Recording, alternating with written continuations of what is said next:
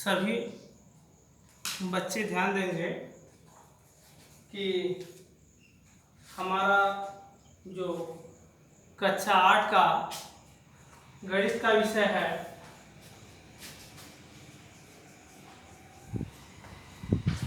इसमें आज प्रश्नावली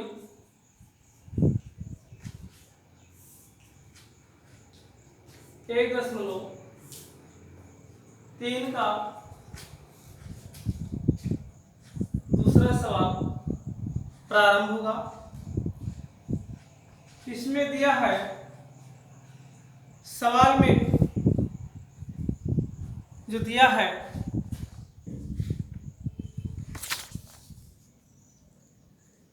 ए upon B plus C upon D equal to C upon D plus A upon B.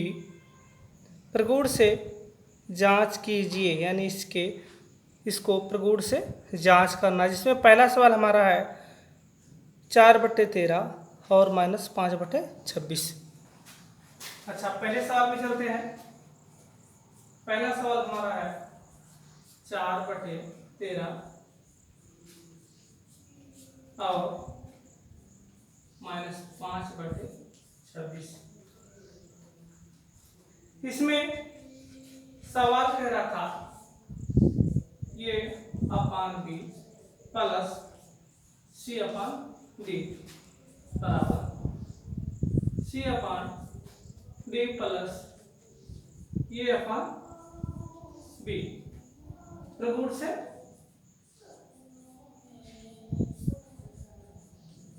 से जांच कीजिए। अब इसमें जो ये हमारा सवाल है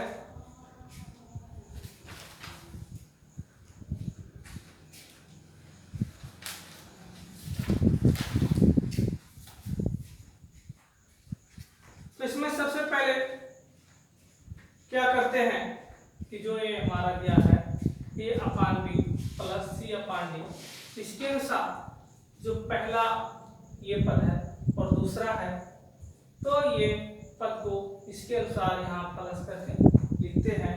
तो ये हो जाएगा 4/3 प्लस यहाँ कोष्टक में -5/26। अब इसको हल करते हैं तो सबसे पहले इन सवाल में 3 और 26 का लासा लेना होगा। 3 और 26 का लासा निकालते हैं। 2 1 के 2, 2 3 6, 3 1 के 3, 13 नहीं कटेगा, 13 के 13, यानी 13 दूनी 26 में 3 का गुणा करते हैं। 3 6 18 के 8, 3 दूनी 6 7, यानी इसका लासा हो जाएगा 78 यानी 78। अब सबसे पहले क्या करते हैं, इसके अंश को यानी 4 को यहाँ लिखते हैं। जब 4 को यहाँ लिखा गया तो इसके हर से इस लासा में भाग देंगे और यहाँ गुणा करके लिखेंगे। तो 3 2 6, 1 बचा 18 हो गया, 3 6 18।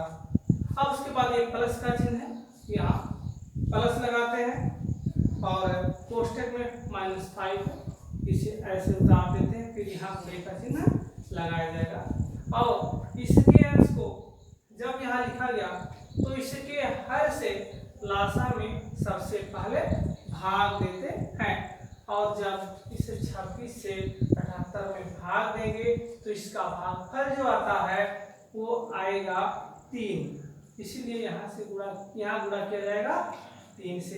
अब इसको हल करते हैं, तो जब इसको हल करेंगे तो 4 6 के 24 के 4 हासिल आया 2, 4 दूनी 8 और 2 10 हो गया, यानी 104 प्लस माइनस का हमारा हो गया यहाँ -5 3 15। इसके अपान यहाँ 78 हमें लिखना होगा। अब इसको और आगे हल करते हैं तो यहाँ 4 से 5 नहीं घटेगा, 10 से उधार लिया, ये हो गया 10, इससे ये उधार लेगा, हो जाएगा 14, 14 से 5 घटेगा, हो जाएगा 9। अब ये बचा 9, 9 से ये घटेगा, यहाँ आया 8, यानी 89/78। अच्छा, अब इसके अनुसार इसको हल किया गया। अब हम इस सवाल को पुनः इसके अनुसार जो दायां पक्ष दिया है इसके अनुसार हल करेंगे। अब इसके अनुसार जब हल करते हैं तो यहाँ ये अपान बी था, जो ये अपान बी था वो इस तरफ दिया हुआ है, इसी तरह से, और जो सी अपान डी था वो पहले है। इसी तरह से इसको भी क्या करेंगे कि ये जो बाद में हमारा परिमेय दिया हुआ है -5/26, इसे पहले लिखेंगे हल करते समय और इसे बाद में लिखेंगे। तो सबसे पहले हम इस सवाल को यहाँ पे देखते हुए क्या करते हैं कि जो -5/26 है इसे पहले लिखेंगे, -5/26, ये हो गया। फिर यहाँ प्लस लगाएंगे और जो 4/3 है इसे इस तरह लिखेंगे। अब इसको भी हल करेंगे तो उसी तरह से जब इसको हल करते हैं तो इसका भी लासा 78 यानी 78 आएगा। अब यहाँ -5 है तो सबसे पहले इस तरफ -5 को लिखा गया, यहाँ गुणे का चिन्ह लगाएंगे।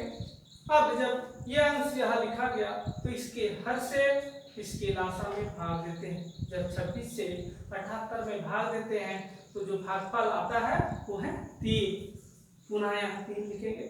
फिर उसके बाद यहाँ प्लस है तो प्लस लगाएंगे, प्लस लगाने के बाद में इसके अंश को लिखते हैं यहाँ 4, फिर गुणे का चिन्ह लगा करके इसके हर से जब 78 में भाग देते हैं तो इसका जो भागफल है वो आया 26। अब इसे पुनः हल करते हैं, 5 3 -15 प्लस 4 छक्के 24 के 4, 2 हाथ से 4 दूनी 8 और 2 10 हो गया, इसके अपान 78। अब यहाँ प्लस का जो अंक है माइनस वाले से ज्यादा है, इसीलिए प्लस वाले अंक को यानी प्लस वाले अंक से माइनस वाले अंक को घटाया जाएगा। तो जिस तरह से ये 89 आया है उसी तरह से घटाने के बाद ये भी 89 ही आएगा, 89/78। अब यहाँ पे देखा गया कि जो मान इसका आया वही मान इसका भी प्राप्त हो रहा है। इससे यह स्पष्ट हो गया, यहाँ सवाल में यह स्पष्ट हो गया कि जो हमारा ये 4/3 प्लस -5/26 बराबर -5/26 प्लस 4/3, ये जो है इससे स्पष्ट है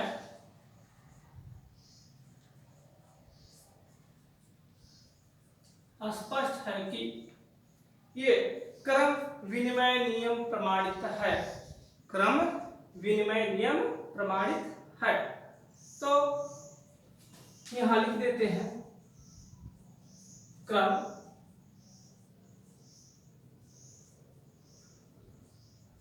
विनिमय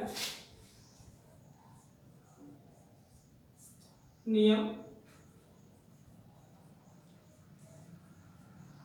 प्रमाणित है। अब इसी के साथ हमारा पहला सवाल, पहले का जो पहला सवाल था, दूसरे का जो पहला सवाल था वो समाप्त हुआ। अब ध्यान देंगे कि जो हमारा दूसरे का दूसरा सवाल है, इस सवाल को बच्चे स्वयं घर पे अध्ययन करेंगे, अच्छे ढंग से रफ की कॉपी पे हल करेंगे। धन्यवाद।